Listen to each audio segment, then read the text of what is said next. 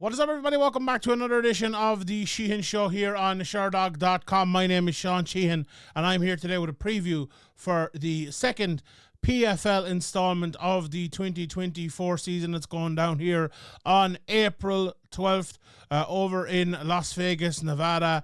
And we have the lightweights and the light heavyweights on deck here. And you know, these might be the two best divisions that PFL have on offer this year. I spoke last week in the preview about how I suppose they've gone to the next level because of what has happened with the I called it a merger last week, I think, but I think Peter Murray corrected me and called it an acquisition of Bellator. But still in all, the two rosters have definitely merged, and you know, there's no doubt about it. They have made the PFL tournaments, or the season, as they like to call it, a lot stronger. And that's very, very evident with the card coming up this weekend, but also the two roster pages for these two weight classes. And as always, let's start off with that, and let's have a quick look at both of them. So let's start with the lightweights, and just on the PFL website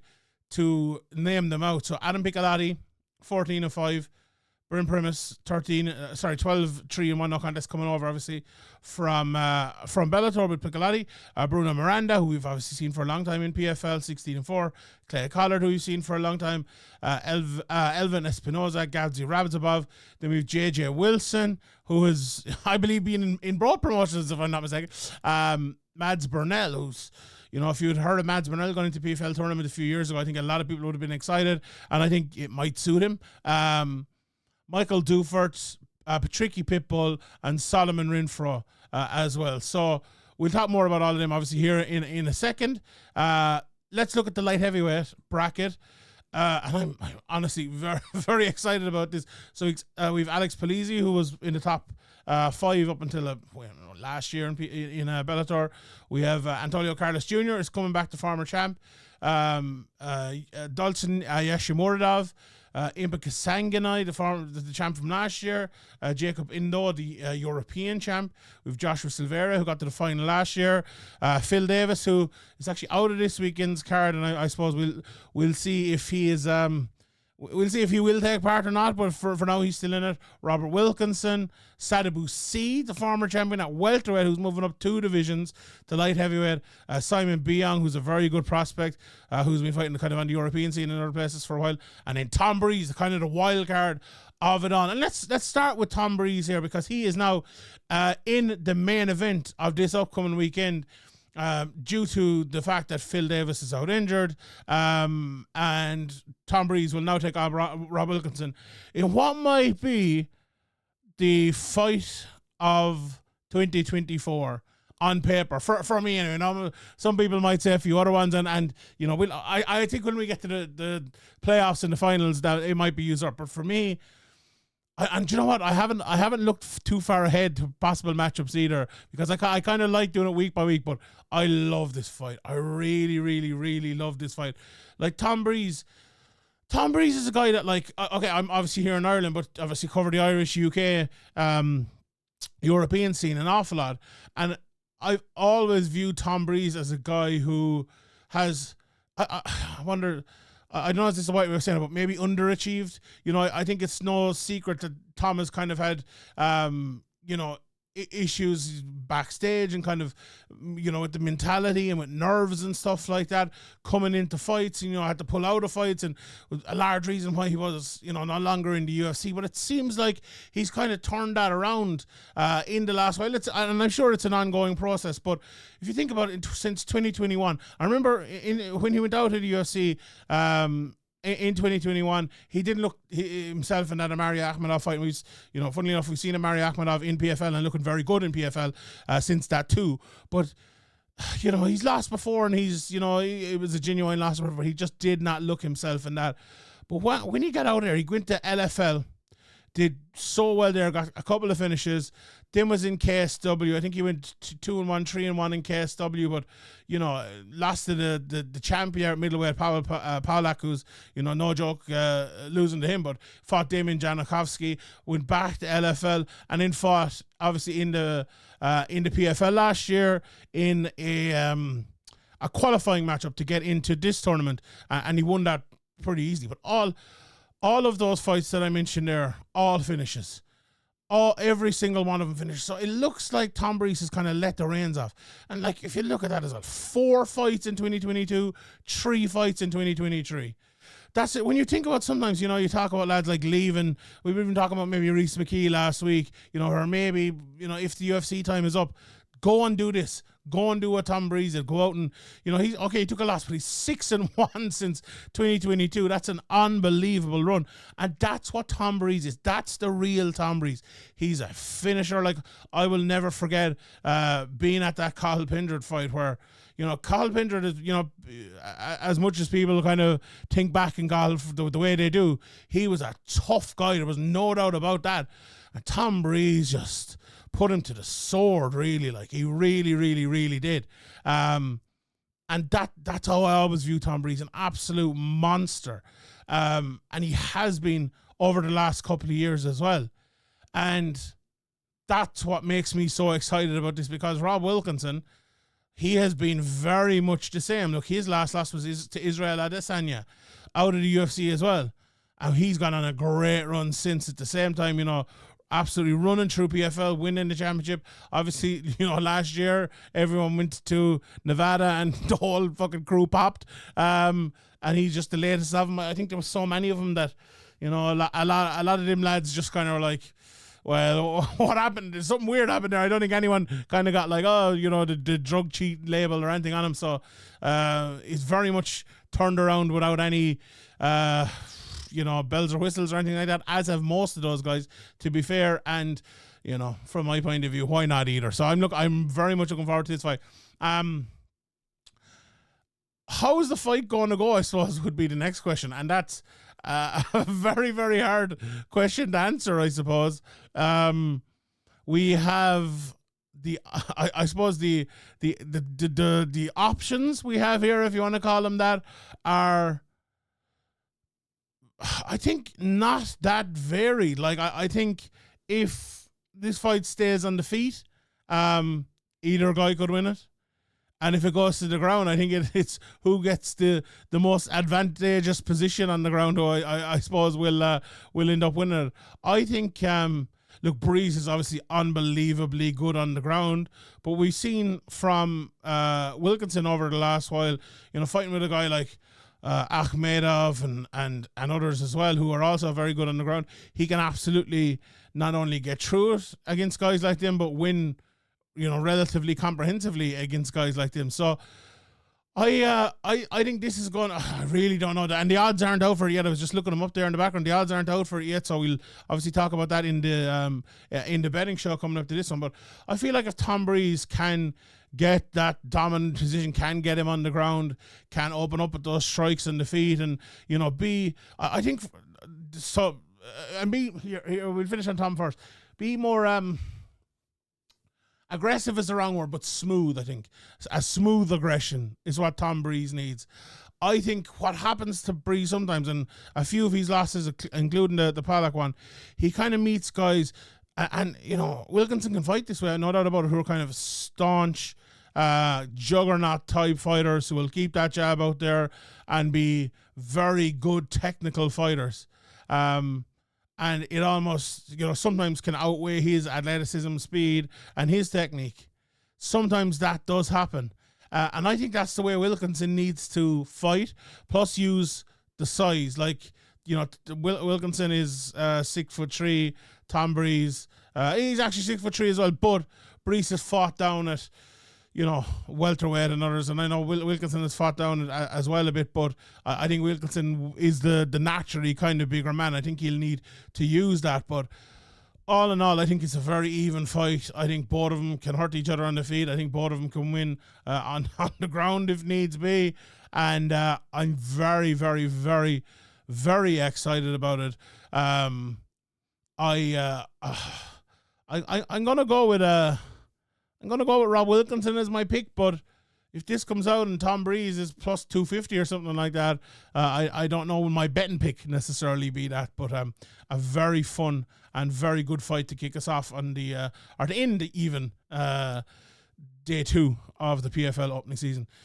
The co-main event, similarly, very, very attractive fight. And you know, it's funny as well, like, so you've Wilkinson PFL and Breeze, who, okay, he did fight once in the PFL, but he's maybe not viewed as, he wasn't in the season last year or anything like that, so it's a brand new matchup.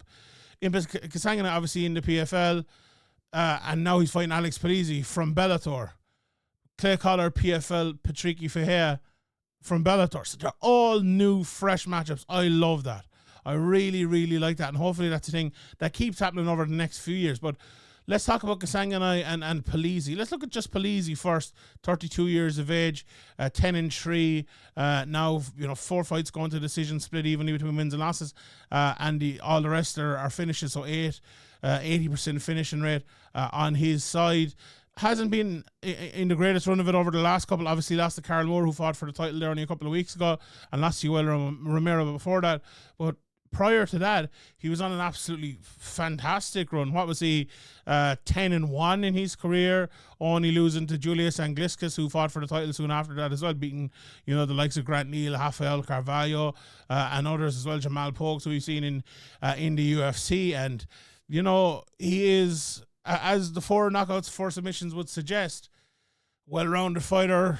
Can kind of do it all. Is one of those lads who isn't maybe a standout necessarily in any area, but he's good in all areas and will cause you trouble if you have problems in any areas. And I suppose you could nearly say the same about Kasanganay, but to a higher degree. I think, me myself, I've learned about him over the last year or so. He has had so many fights in the last year. So what are we? January, February, March, April. So in the last 13 months, he's had 1, 2, 3, 4, 5, 6. This will be his 7th fight. That is a whole load of fights, but he's done a whole load of learning and a whole load of improving also in that time. And he's become such a good, well-rounded fighter. It was funny, I was watching the Jackie and Buckley fight last week in the UFC and thinking to myself, okay, that knockout will go down in history. In my opinion, it's the greatest knockout of all time. But I love it. And I, talking to Liz Carmouche as well, and obviously her fight with Ronda will go down as one of the most historic of all time. But it's great for the people, say, on the losing ends of those to also have their thing. Look, for Kasanganay to become the champion in a PFL, for Bellator, for the Bellator champion to become Liz Carmouche, let's put it that way, is just fantastic. I love when that, like when Bisping won the title, it was great. He's not remembered as the nearly guy. I love when those sort of things happen. And I think for Kasanganay that has happened, and now where does his career go from here? Obviously, he lost to Johnny Eblin, a very close split decision. He absolutely could have won that fight, and that was only 2 months ago. So he's coming back in here very, very quickly after that. How's that going to affect him? Who knows? Look, last year, as the people who watch these previews know, I had a very tumultuous relationship with him because I didn't always pick him, and I was always wrong. So I'm definitely picking him for this fight. I do think he is. I just think he's a better version of Alex Polizzi. 2 well-rounded, good guys, good athletes, both of them. But I think in all areas, I think a better technical striker, better on the ground, is Kasanganay. Now, anyway, like I didn't always necessarily believe that, but I think so. I think so now. As I smack myself in the face with my microphone, these things happen in MMA. I really like and really admire the game of Impa Kasanganay. I think he'll get inside on Polizzi. I think sometimes Polizzi fights, and obviously watch a lot of him coming into the Carl Moore fight when he's fighting obviously the Ireland's own Carl Moore. He's very good at kind of luring you into I'll follow you around the cage, land 1 or 2 shots, follow you around the cage, land 1 or 2 shots. Whereas a guy like Kasanganay is better when his work is clean. He's fighting from either getting inside and fighting with you on the inside and continuing to fight that way, or fighting on the outside, throwing those big high kicks, or wrestling or whatever, but a constant kind of stream of fighting in an area. Whereas Polizzi is kind of like, as I said, follow you around, hit you there, follow you around, hit you there. I think that's always his way of winning fights. I think if Kasanganay can avoid that, I think he'll be fine. And I think he should be a big favourite here. And I do think he will win that fight. Next one, let's get to Clay Collard versus Patricky. This is such an interesting fight. I really, really, really like it. Look, both of these lads, I suppose, have been the nearly men in their promotions over the last while. You know, Collard has shocked some people last year, beat Shane Burgos and beat Stevie Ray and Nishikawa as well before losing to Open Mercy. And obviously he was in the PFL versus Bellator card, lost to AJ McKee there via armbar. But look, before that, he's beaten Jeremy Stevens, beaten Anthony Pettis, and lost to the likes of Derek Minor, Hauschman Feo along the way, both inside and outside of the PFL. And he's been over boxing. He was in the UFC, you know, fought Max Holloway back in 2014. He's been there, you know, he's been around for an awful long time. And so has Patricky. Like, 37 fights deep in his career now. All the way back in 2025, he made his debut, fought the likes of Michael Chandler and Ryan Couture and Derek Anderson and Roger Huerta, Ryan Scope, Peter Queally a couple of times, Usman Nurmagomedov, and most recently Alexander Shibley, obviously back in November of last year. But you know, he won the title against Queally here in Dublin, and not here in Dublin, but over there. I'm not in Dublin, baby. But like, again, it's maybe a little bit unfair to call him a carbon copy of his brother, but he does fight like his brother. You know, with that middle of the cage stance, good takedown defense. You know, not as athletic, not as strong, not as powerful as his brother, but 17 knockouts in his career shows that he is powerful and he can knock you out. And if he hits you, you'll absolutely stay hit. You know, he's lost 12 times, but 8 of those have been by a decision. So he's not an easy guy to get out of there at all. And you know, when Clay Collard at the other side of it, then again, a guy who's become well-rounded. You know, you look at a guy coming over from boxing after obviously having been in MMA, you're going to think it's all boxing with him, but it's not. You know, he can fight on the ground as well. He's only 3 submissions, but he's very much well able to fight on the ground and well able to submit someone if it needs to get there. But I think this will be a boxing match. I think like Clay Collard is one of the best fighters at actually taking strikers out of their game and putting them into his game, where he lands his jabs, you know, lovely jabs to the body. He's long and tries to get his power going. Not always 100% decisive at that or winning in that endeavor, but in terms of the second part, in terms of landing the big shots, but he's always good at getting people into his game. Now, I think Patricky will be happy enough actually to get into his game. So if Collard is there, and we saw this a little bit, let me just scroll down here and see which fight it was. It was the whole, I think, was it? Yeah, it was the Oba Mercia fight, I think. And actually a little bit in the Alex Martinez fight as well, although that was a split decision. I think a lot of people thought, maybe, I think myself included even, he should have won that fight. But if you kind of get into the match where Clay Collard's jabbing and, you know, running around you and attacking more with his strikes, there is an ability, if you have it, or an opening, let's say, if you have the ability to counter him and to land those shots inside like Oba Mercia did. And, you know, obviously AJ McKee was over a bit quickly, but I think Patricky has that ability. The biggest issue, I'm very torn on this one. The biggest issue I think with this one is, where are both of them in their careers? Like, Clay Collard's still only 31, we forget that, and Patricky is now 38. It felt like, you know, after he lost to Nurmagomedov, after beating Queally, then he lost to Shabley again, it just felt a little bit like, okay, is this kind of the end of Patricky at this sort of level? Because, like, let's be real, he's probably not getting back to that title anytime soon. But he's in, maybe this is a new lease on life for him. Let's see. I wonder as well. Here's another thing. I wonder what the tactics will be like for, you know, the fact that they'll be fighting another few weeks again, and maybe another few weeks again. This is the seasonal tournament format. I think that's a big question coming into this and may have an effect on some of these fights as well. With that said, Collard doesn't fight that way. He fights his own way.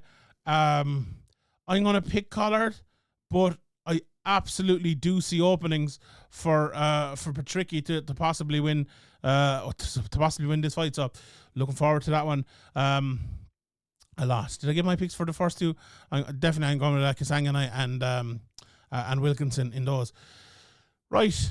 The next fight, Mads Burnell, we mentioned it. He's fighting Michael Dufort, who I didn't know a whole lot about coming into this, but coming out of Canada, 30 years of age. This is his first opportunity. He won fight in PFL actually in the Challenger Series back in 2022, but he's been around that CFFC TKO, I suppose, spot for the last while. And a guy with a lot of finishes, 9 submissions on his record. And watching bits and pieces of him, he does look very good on the ground. The problem is here, he's coming in against one of the best guys in the world on the ground, in Mads Burnell, who, half his wins have been by submission. But I don't think that's the full, it doesn't tell the full story. If the fight goes to the ground, Dufort's going to be in big trouble, I think, against a guy like Burnell. And still only 30, Burnell. It's funny to think like he's the same age as one guy's an up-and-comer, one guy's been around for a long time. But Burnell has won his last 2 fights. I was at one of them against Daniel Weichel. Not the best fights in the world. And, he's 2 before that as well. He's gone to 5 decisions now in a row, which is a bit unlike him. And I remember I asked him in the... we would have been a pre-fight scrum before his last fight, kind of about that and about finishing MMA and all. And he was like, yeah, people, there needs to be more of that, and I feel like he's going to go for it here. And I feel like he's the sort of guy as well that will think about the seasonal format, will think about, look, I need to get in here and get out. I could see this fight going to the ground. I could see both of them kind of putting their jiu-jitsu up against each other. And I think Burnell will win that. So Burnell by submission is the pick in this one here. Fight I'm very interested in, Sadabusi against Joshua Silveira. A fight, it's funny. I said the opposing promotions are where we usually get the fresh matchups. This 2 lads who've been in the same promotion, but it's very much a fresh matchup because one's a welterweight for a long while, one's a light heavyweight. Obviously, Sadabusi, 37 years of age now. Lost to Magomed Karimov last year, but won in 2022. Beating the likes of Rory McDonald, Nikoli Al-Sakjan, Danilo Taylor, Jaral Salawi, and many more as well. Even a few years ago he'd beaten Akayo Magalesh and David Michaud, and he's been around fighting for a good while. As I said, 37 years of age.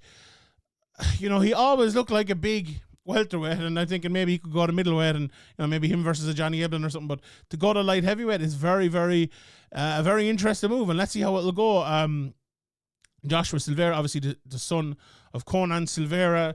I picked him to win last year against Impact Sang, and I think I did anyway. He obviously didn't win that fight, but he won his 3 fights before that after getting in short notice the year before and getting to the finale and losing to the aforementioned Omari Akhmedov. It comes all full circle here. But, beating Dylan Montesamke, Ty Flores last year, maybe not the greatest competition in the world, but still he got to the finale, win all 5 rounds with Impa Kasanganay, who was, devastatingly good on that night. I think that fight will see how to win this one. You kind of stay away from Koninja, I think it's his nickname now. You keep it at distance. You don't allow him to take you down. And his striking is good at times, but it's not good enough against a guy, say, like Kasanganay, who's a very good striker, RC as well, who I think has improved an awful lot. What Silveira is very good at is taking you to the ground and submitting you or beating you on the ground. Absolutely fantastic on the ground. Now, if he can close that distance, he should have a bit of a strength advantage, obviously a size advantage as well. Although I believe he's shorter than C. Is that correct? He is shorter than C by 2 inches. It's a funny one because I've talked about Josh Silveira being a future champion and being one of the best up-and-comers in that division, no doubt. But I think I'm picking Sadabusi here. I think he's going to be able to stop the takedown, and I think he's going to be too good on the outside. I think the 3 rounds is a massive help for him as well. Although, 5 rounds wouldn't be too much of an issue either, I think. But there must be a reason Sadabusi is moving up this far. He probably knows himself. So I'm going to give him the pick there. Shoeface is coming back as well. Antonio Carlos Jr. against Simon Biong. Caro de Zapata, 34 years of age now. You know, he's won his last, 5-6 fights in a row. Obviously hasn't fought since 2022, picked up the injury, and whatever else happened over the last couple of years. Simon Biong, I've watched him fight many times. Obviously fighting on the European scene for Bellator. Like when you beat Luke Traynor, you know you're a very good fighter. You know, he won his next fight after that and ended up losing to not the most highly touted Jose Augusto in May of last year. But like he is very, very good, well-rounded, hits like an absolute truck, 7 knockouts in 9 wins. And, you know, if Antonio Carlos Jr. is a bit rusty or a bit of ring rust on him or whatever, could be a big issue. Now, he's only been knocked out once in his career, and known kind of tough guy. You know, that was back in 2016 against Dan Kelly, the old legend. But I think this all comes down to how Antonio Carlos Jr. is looking at this stage of his career. Like, I think he looked fantastic into 2021 and 2022, but in 2024, how is he going to look? I think if he can get the fight to the ground, Simon Biong might have a bit of trouble there. Obviously, he got submitted a couple of fights ago.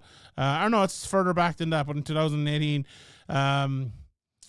you'd have to favour Antonio Carlos Jr., but Biong is a big underdog. I think there's definitely a chance there, and maybe a flyer this one would be the Biong knockout, but we'll see on that.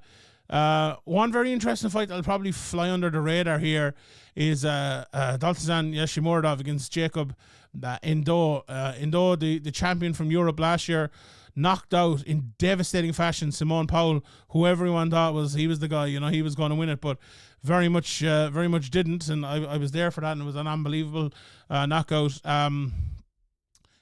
It's such an interesting fight because he's still only young in his career, but he's beaten some good guys, and you know that 8-1 record is really, you know, he lost a fight in 2014, didn't fight again until 2017, and then until 2019. You know, that was really 5 years before he's, if he even started fighting MMA, he's really undefeated and has finished everyone.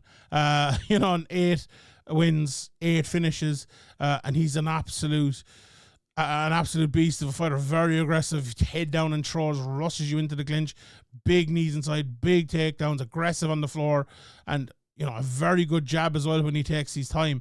Yashimurdov on the other side of it then, he's a guy who does get taken down, he's good at landing counters, but sometimes, like against Corey Anderson, that kind of hurt him. You know, he'd land a counter, he'd kind of look at it and then go, oh, well, you're getting taken down, you're in the bucket, you're getting hit. He throws wheel kicks. He hits hard himself as well, but maybe not the best cardio in the world. Very interested again to see the betting odds in this. I'm definitely going for Jacob Endo.